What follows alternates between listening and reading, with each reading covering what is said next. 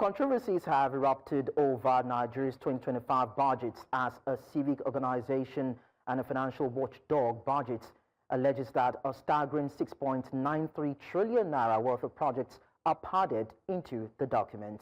The claims center on perceived questionable allocations, including 393.29 billion naira earmarked for just 1,477 streetlights, translating to an astonishing 266.25 million naira per unit, and another 114.53 billion naira set aside for only 538 boreholes at an average cost of 212.84 million naira each. These revelations have triggered outrage, particularly as Nigeria remains heavily indebted and continues to rely on frequent borrowing to fund its national budgets. However, some lawmakers have said they are well within their constitutional right to amend the budget, which includes adding, subtracting, or realigning projects and costs for the benefit of the people. So tonight to discuss this, I'm joined by Gbolahan Olojede, who is a financial and development expert. He joins me from Lagos. Thank you so much, Gbolahan, for coming around. Thanks for having me. And I also have Ibukunolu James, who is a research and a policy analyst at BudgIT. She joins me from Lagos also. Ibukunolu, it's nice to have you join us on the show. Thank you very much for having me. Beautiful. So I'm going to start with Ibukunolu. Now, this is not the first time there will be allegations of budget padding in Nigeria. But then, what are the most glaring anomalies noticed in the insertions? So the glaring anomalies in the insertions are the National Assembly's insertion in the budget by the tune of 6.9 trillion naira. And over the years, this has been a consistent action by the National Assembly. In 2021, there were about 5,600 insertions to the tune of 913 billion naira. In 2022, we had over 6,000. In 2024, we had over 7,000. And now we have over 11,000 insertions to the tune of 6.9 trillion naira.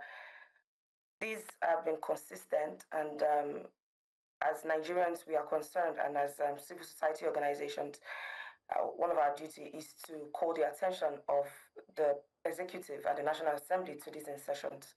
So these are the things we've noticed so far. Thank you very much.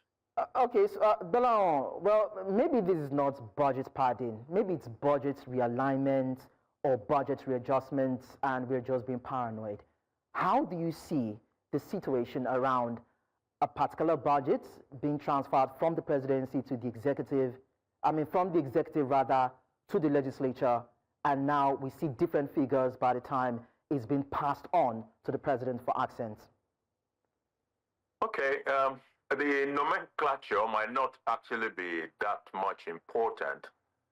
So whether we call it budget padding, like it has been popularly described as budget padding anyway, whether you call it insertions, what I believe is important is the nature of what is going on and how we need to make things better. You know, my other contributor now just mentioned figures all the way from 2021. She spoke about 2022. I remember that way back in 2018, I had done a review of 2016, 2017, 2018 budget. And I isolated some of these insertions as well. I even had a sit down with the budget office of the Federation. Do you know what I found out? I'm talking of 2018 now. Even in 2018, the budget office of the Federation is very much aware of what is going on. I sat down with them. The gentleman I was speaking with brought out the list of all those insertions on an Excel spreadsheet where he had isolated them. So this is something that has been going on forever. What might surprise you, however, is that the description of some of these insertions have remained the same. In 2018, you will see solar street lights. You will see all those same street lights.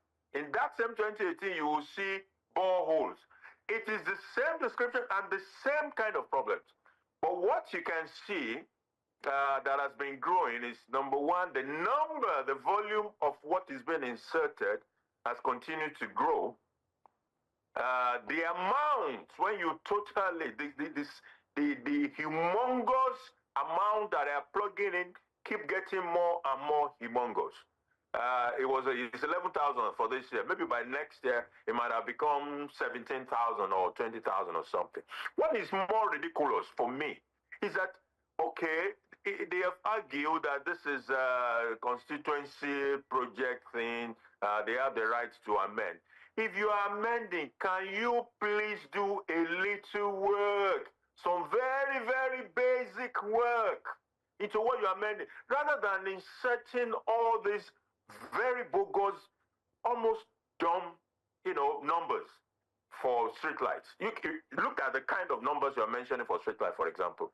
Can they at least do some work? Put in something that will make sense, that even when their own children come across these figures, they will be able to say, okay, my father inserted this for his constituency. But when you look at this kind of figures, what will their children say, hearing that this is what my father has included as the price of a streetlight into the national budget? We must change our national budget, the spirit behind it, to make it a planning document that it is meant to be. It is a planning document. As it is today, as it has been over several years, it is a mere authority to spend. And there is no respect whatsoever to the content of what is being inserted in that budget, especially by the National Assembly. And it is not good enough. They could do a lot better. Well, it just corroborated Ibukolu's stance that it's been a constant and a consistent action, and it's without consequences. Ibukolu, it's quite interesting that the National Assembly has actually disagreed with budgets over these insertions. I mean, 11,122 projects were said to have been inserted. Are you surprised by their own position? Not at all. We're not surprised at this opposition because we keep getting these kinds of feedback indirectly, not directly from the National Assembly themselves.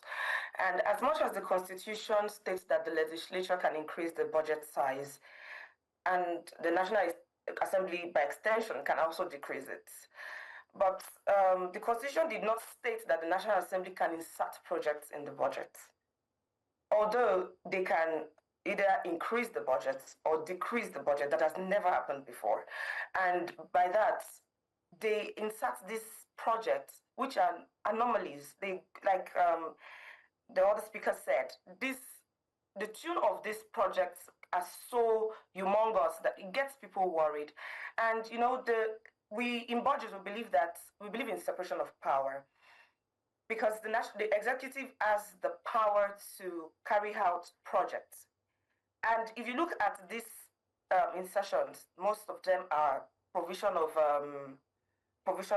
boreholes, provision of street lights, provision of grinding machines, and all of this. And it is not the work of the National Assembly to carry out all of these actions or all of these projects. It is the work of the local government. So separation of power allows the different arms of government to play differing roles in the budget process. But when the National Assembly come out and they say that they make statements indirectly, like it is wrong to have 11,000 insertions, a lot of technical skills was put into this process. We had to compare the proposed budget as against the approved budget. And when we noticed, most of them are constituency projects. All the insertions were constituency projects, are still constituency projects because they've not been recalled or they've not been addressed. So all of this being given as an excuse to development of the economy, it speaks to the lack of impact, because this has been going on for years and we don't see the impact of all these constituency projects. Grinding machines, in developed countries, there are impact analysis to measure how these projects have affected the lives of the citizens and the constituents. But you see, these actions, these projects, we don't see the impact, even as constituents or citizens of the country. So the National Assembly does not have the right to insert projects into the budget. They can increase it, they can decrease the budget, but they cannot insert projects into the budget. Thank you. So, Gbolahan, would this mean that these insertions do not align with the medium-term national development plan? It does not align with anything.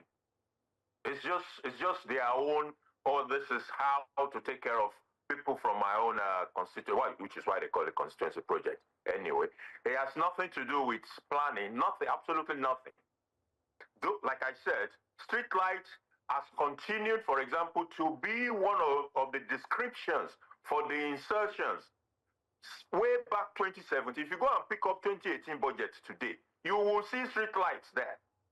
It has nothing to do with streetlights, because when you go to all these places, the budget to the narration will also capture where these streetlights are meant to be. Go to the place now and see which streetlights you can see in any of those places. So it makes a big mess of budget as a planning document. What people are trying to do is, if you don't budget for it at all, you may have challenges when it comes to spending. So it's either it will have to be a supplementary budget or some environment to be required. So the basis for being able to spend at all is to have inserted it into the budget. And that is what folks are doing. And they don't care what amount they put for streetlights or what amount they put for a borehole. It's just to get certain numbers, certain figures into the budget, so that when it is time to extract it out, they probably will know how to have an engagement with the executive to fund those constituency projects. It's not about us, essentially. Now, talking about figures, now this issue is about the cost of these projects per equipment unit. I wonder how do we know or even determine the true cost when it comes to enumerating these projects?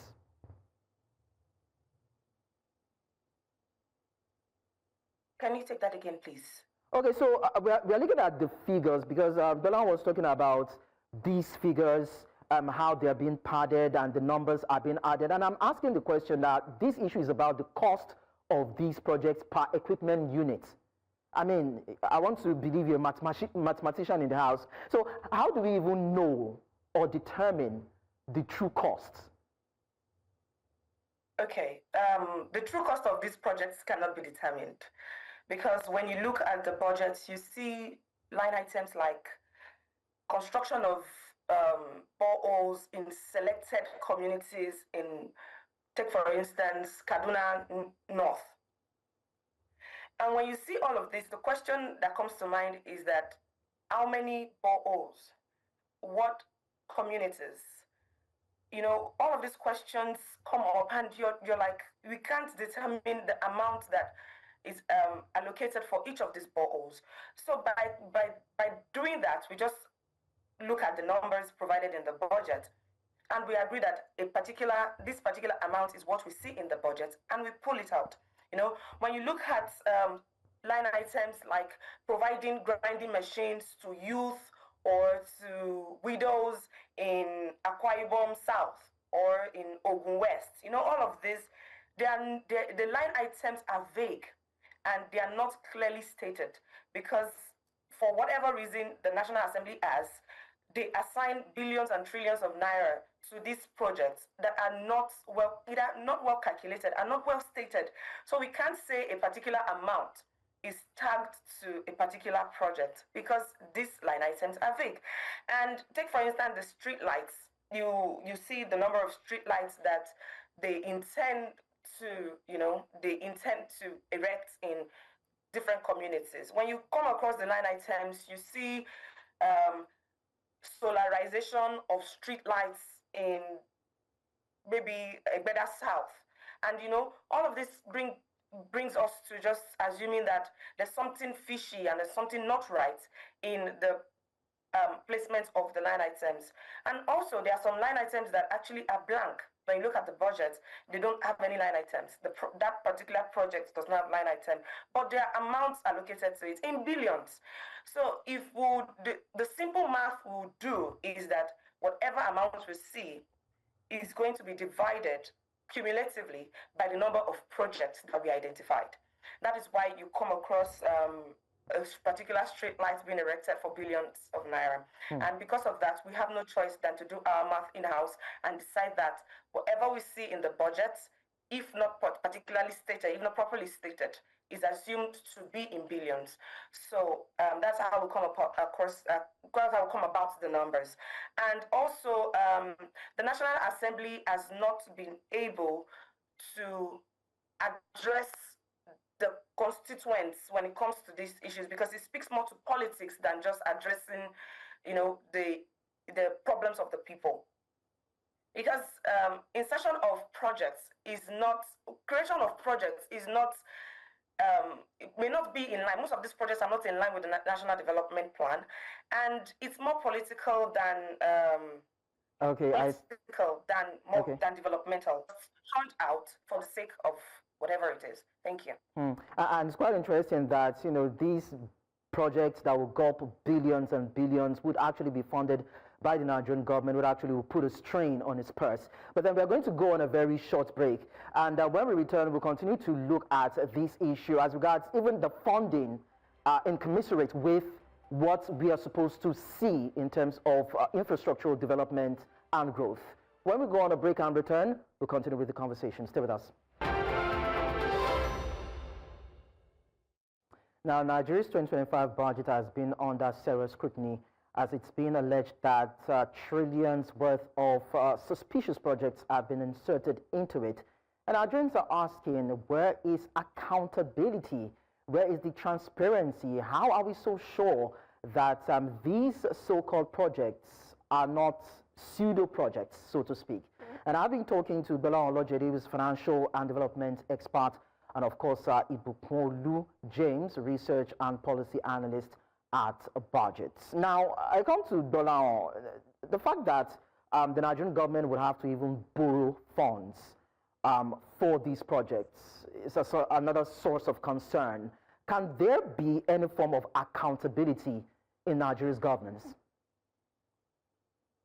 Well, how do you begin to account for projects that were not properly costed in the first instance? So if a project should have cost 1 million, but there was an approved budget for 10 million for that project, how do you begin to deal with issues of accountability? It has been flawed right from the root, and that root is when these insertions are made into the budget. It is so, I don't know how to describe it. The same set of description, the same borehole, the same street light that they've been using for a decade is what they are still using and inserting into this thing. We need to first of all change the mindset that sees our budget as just an authority to spend rather than a planning document. For a planning document, we will have been concerned about item for item that appears in that budget. Does the cost make sense? If you see the volume of duplication of those insertions, you will be amazed. Duplication is another thing. You will see an item you see two items, the same description, the same specification, but a widely different cost assigned to them. Where will the accountability begin from? So, as far as those insertions are concerned, I don't think there are issues for accountability. I don't think anybody asked any questions. But whether those projects were done, yeah? Gbolahan, we know that Nigeria suffers infrastructural decay due to misuse. Don't you think that these, so to speak, yearly insertions are meant to replace infrastructure that probably have been destroyed, defaced, misused, or destroyed, so to speak? I'm not so sure that is what they are doing. Grinding machines, for example, maybe to grind pepper or beans, are not infrastructure. Or those street lights, maybe street lights to a certain extent, but there are agencies of government that are responsible for street lights. So when National Assembly is providing street lights, I'm asking myself, is that really the role of National Assembly, street lights? Of course, the argument will be that, look, it is still the executive that we execute those projects and not National Assembly. But we know how some of these things go. So, like I said, they've been inserting street lights for 10 years. Where are these street lights? So if it is to say street lights is some sort of infrastructure, where is it? So it is not there. It is not working. These insertions are not working. Now, Ibukunlu, I'd like to get your reaction to this. The question has been around where are the empirical evidences to prove that these projects are actually executed. Now, as budgets at any time done some sort of visibility or oversight to go to all these areas specified in the budgets, probably in the last 2-3 years, to determine whether or not any of these projects which are actually executed in the areas intended for these projects to be domiciled? Yes, so budget has a particular department that focuses on tracking projects by the federal government and the subnationals. And so far, we try to go to these sites. We have officers that are saddled with the responsibility of checking if these projects are executed. When they are executed, we make it known to the public that, okay, this particular project that was allocated in the budget that was allocated 5 billion or 10 billion in the budget has been carried out. And so far we try our best to make sure that it is in the know. But like he rightfully said, we've had these line items year on year, the same line items, the same street lights. Even when the projects are executed, the following year it's going to come back in the budget as a line item. So the question is, how many street lights, how many years are we going to use to light up Nigeria? If as far back as 2013, we've been lighting up Nigeria with street lights and providing boreholes. How long is it going to take? So like I said, we track it, we check. Some get done, some don't get done. And we call the attention of the constituency members and also the senator in charge of the constituency to these projects. And we sometimes don't even get feedback. Sometimes we do, sometimes we don't, especially when we attach names and we attach the numbers, it catches their attention sometimes for them to come and prove us right or wrong. And many times they actually don't even prove anything. So we try to track it. Like I said, we have the tracker department that carries out the tracking process. And sometimes, many a times, these projects don't get done. Now, Gbolahan, there was, looking at the content of the 2025 budgets, there was one allocation that I saw about empowerment of traditional rulers and other forced project insertions into certain ministries and agencies that have nothing to do with them, part of the things that you mentioned. But I thought that budget defense, which is part of the process, would have addressed this. So it means, or can we conclude that the process of the budget process or verifying that budget, so to speak, is flawed? Or in similar climes, how should a budget process for a country, how should it be? How should it be coordinated? Of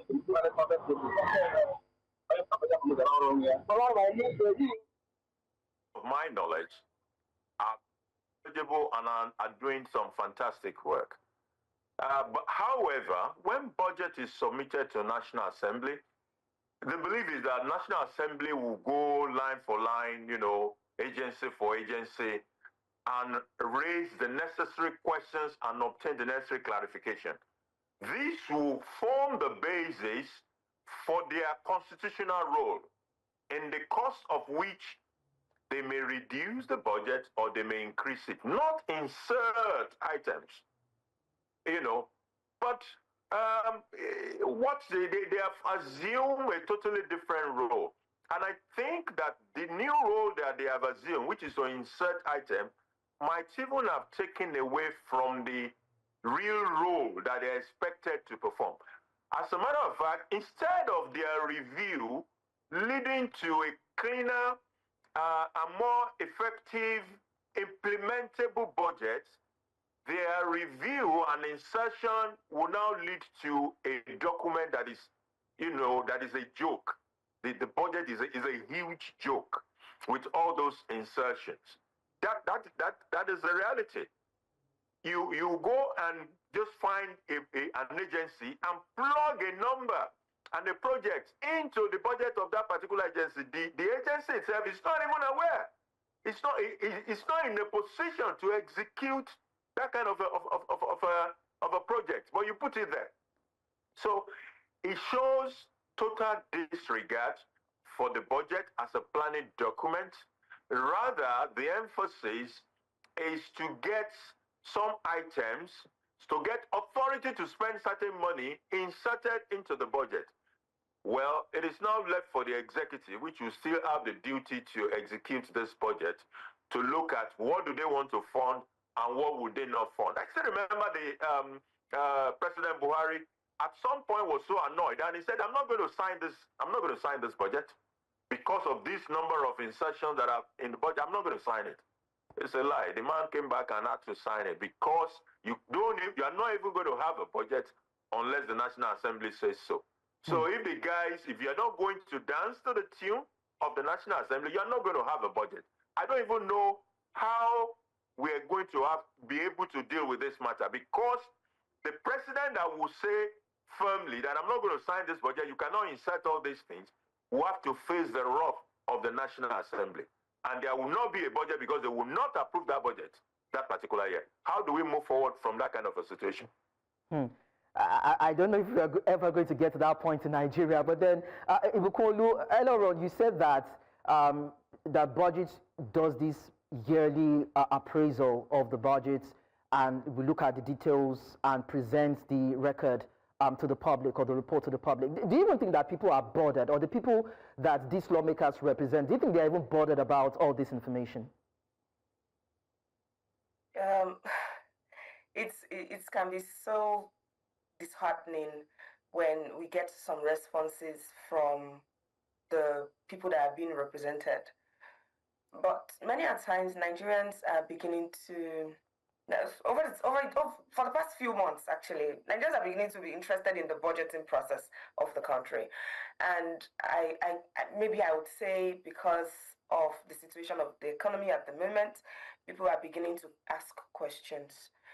And yes, some citizens are not bothered. And that is why we try our best to simplify the budget as we can. We make an abridged version of the budget. The budget comes out as 2,000 pages, and we try our best to simplify it into about 90 pages, 100 pages, And because when they go through it, some people ask questions. They want to know more. And at the same time, we have some people that feel like we are doing too much. We don't understand the process. If we know how to do it very well, we should go and sit in the National Assembly and get it done. We get a lot of feedbacks that can be very disheartening at times. Some of them call us over sabi sometimes, so to say, that we know too much, and it's disheartening that the people that are being represented wrongly are not bothered by these actions. They feel like if they want to provide grinding machines, if they want to provide motorcycles, if they want to provide cassava stems to people in the communities, why are we, talking about it or trying to close that opportunities for them. And it's disheartening, like I said, because we want people to understand that the process is a mess. The budget is not what it should be. The budget is looking like a means of siphoning and cutting away funds, and it shouldn't be like that. As much as we try our best to educate citizens on their rights and what they should know when it comes to the budgeting process, some are not interested, but to a very large extent, some Nigerians are beginning to ask questions. They are beginning to engage better with the budget. They're beginning to understand that there's a process to budgeting, and also there's a process to the carrying out these line items in the budget. So we'll keep doing it. We're not going to stop because we are representing the people largely, and we hope that things begin to make sense, so to say. Well, we know that the three arms of government are actually meant to serve as checks and balances to each other. And I wonder how the presidency has been responding to this. But then we are going to go on a break and pick it up from that particular point where we see if the presidency has or will react to the allegations around budget padding. Well, let's go on a break. We'll be back in a bit.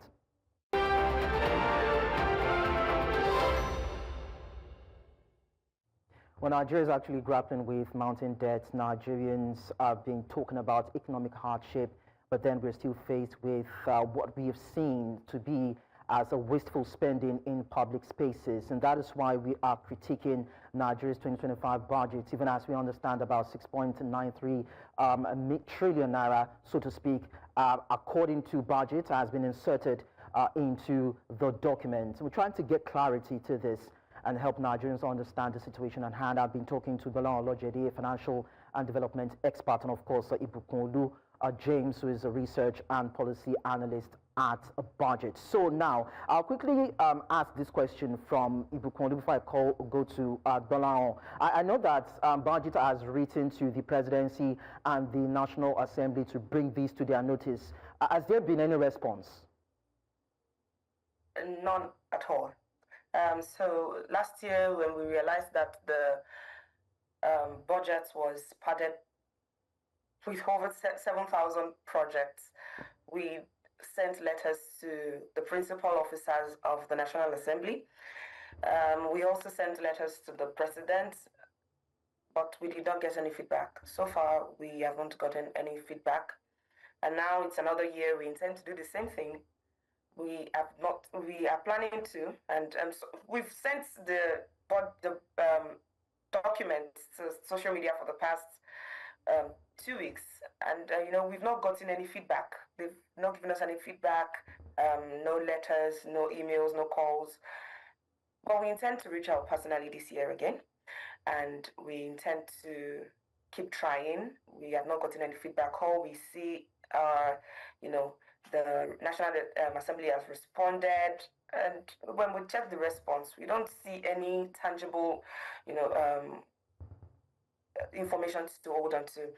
So we're going to keep trying. We'll keep getting in touch with them, and hopefully they'll give us a response that we need, so that we can give back to the citizens to make them understand that this is the response. All right. So now that we are seeing that it seems as though the presidency is coy over this matter, does it mean that the presidency is complicit looking at Nigeria's budgeting process? Because the question will always be, how do we restore integrity to the process?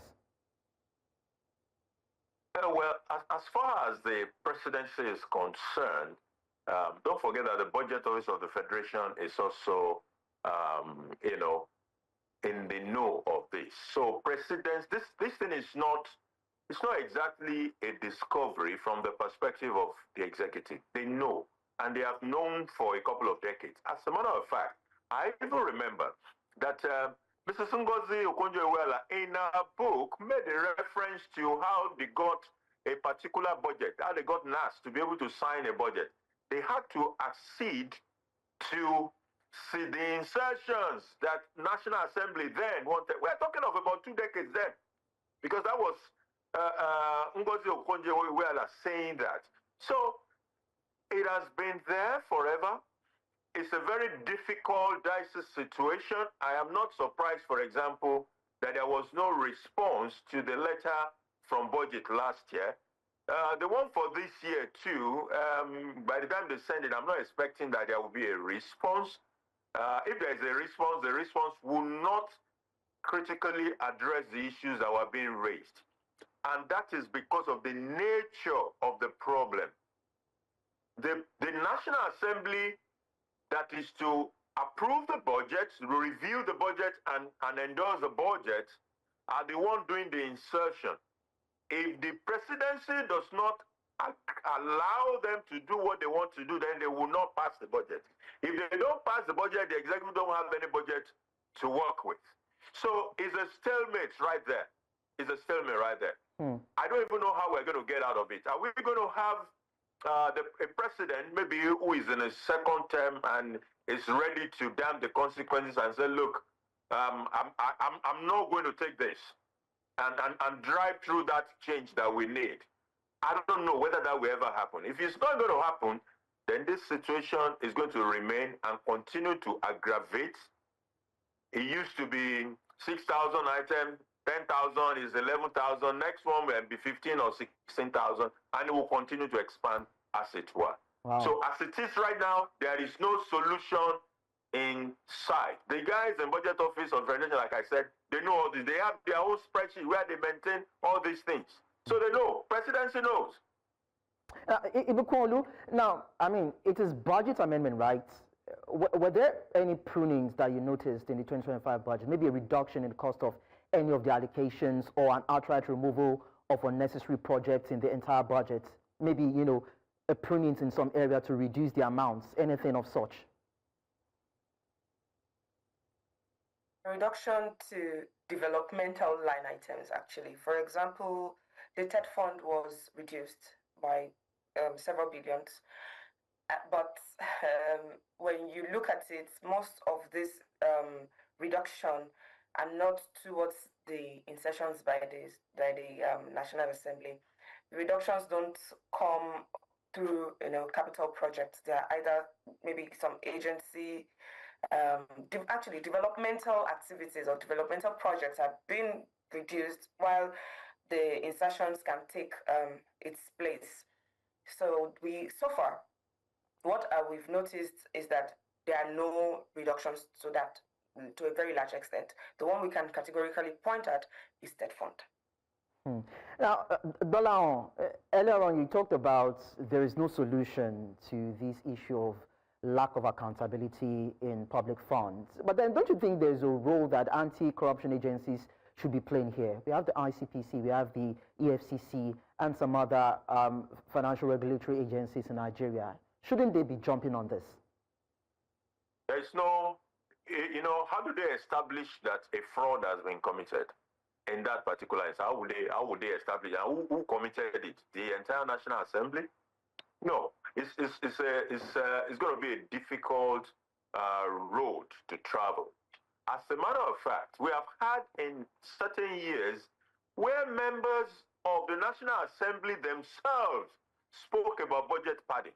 Those members were severely punished. I remember a gentleman from Kano. Not only was he suspended, he never came back to that assembly until the very end of that assembly. And I think even in the current assembly, somebody has spoken about budget padding and has been punished.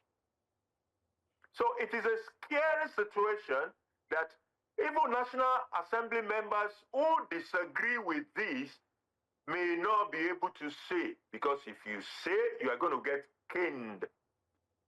On the flip side is you've had a tough man like PMB who says, I'm not going to sign this budget. Too much insertion. That wasn't part of what we sent to them. At the end of the day, he picked up that budget and he signed it because he must have been counseled that, look, it's the only way forward. Because if you don't sign it, those people, you're not going to have a budget. The National Assembly simply will frustrate the entire process. So that's why I said it's a quagmire, sort of.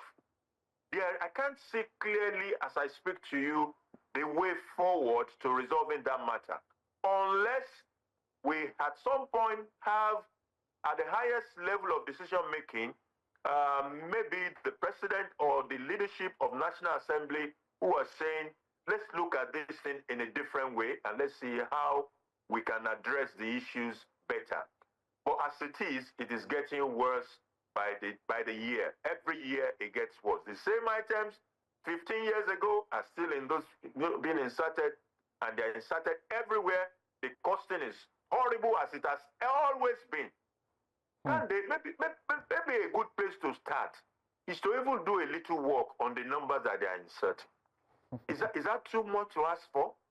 They have offices. Those offices, the Nigeria also provide funding to run those offices. Can they get people to at least help us have some numbers that make sense that they can and put it in the right places? It's just so disappointing.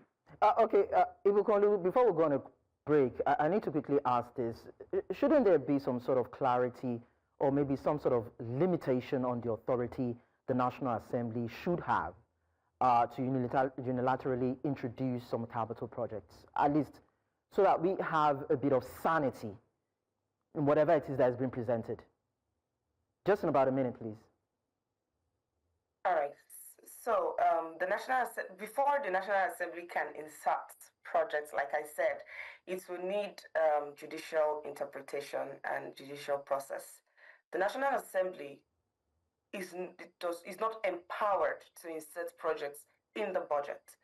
They can reduce the budget, they can decrease the amount, or either decrease the amount. But insertion of projects is not within the purview of the National Assembly. In a case where they feel like there's a need for insertion, it should be taken back to the executive to be inserted, then brought back to the National Assembly. But they've empowered themselves to the extent of inserting over 11,000 line items, because to insert line items in the budgets, you're supposed to look at each MDA and what they carry out, so that this is what they need. Okay, so we'll quickly go on a very short break, our last break, and when we return, we'll try to conclude on this. Do stay with us. We'll be back in a bit.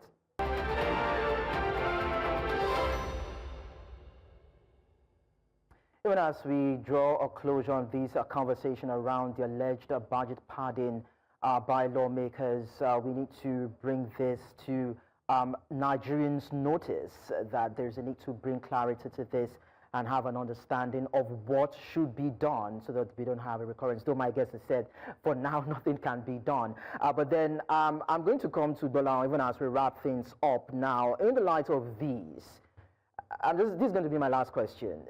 Is this current legislature a rubber stamp for executive proposals? Well, it will appear that there's not been much of banters, rigorous engagement with document that comes from the executive. But that is not to say there have not been instances in which they had opinions and they made their opinions known and accommodated within the bill or the proposal that has been made by the executive. In this particular instance the subject matter that we're discussing, we must thank an organization like BudgIT for keeping this alive. It's important that Nigerians continue to know that this is the nature of our budget. Maybe at some point it will prick the conscience of the actors to do something about it. A budget is a planning document, not a mere authority to spend. And even in the so-called, you see, when it comes to matters of money, forget about party delineations and arguments. No. People tend to cooperate when it is money matters, and that is why we've not been seeing dissent in some of the engagement regarding even matters as fundamental as this. Okay. If you oppose it, you will be on the fringe and you will be punished for opposing it. All right, Ibukolu, your final thoughts. Any hopes of a better budgeting cycle? The budget cycle needs to be reviewed. more of citizen participation. The government should allow people have their opinion jotted down in the budget, their needs, the things they want, not just assumed thoughts by the National Assembly, not just some political input by the National Assembly. Also, the National Assembly needs to understand that the budget has been going through and suffering the processes of weak implementation because the actual developmental line items are not focused on. They are being overshadowed by these insertions that are quite humongous. All right, Ibukolu James, Research and Policy Analyst at BudgIT, and of course, Gbolahan Olojede, Financial and Development Expert. Thank you so much for sharing your profound insights on the show with us today. Yeah, thanks for having us. Of course. Now, as the budget and the debate over alleged padding continues, pressure mounts on the government to openly address these disturbing claims and take corrective measures. Citizens are also demanding accountability to ensure that public funds are spent judiciously, especially in times of economic uncertainty. And that's a wrap on today's edition of Politics HQ. You can catch up on all our episodes on YouTube channel, of course, on DSTV channel 422, GoTV channel 23, StarTimes channel 274, Avo TV, and YouTube. Thank you so much for being part of this. I am Lekon Onobanjo. Enjoy the rest of your day.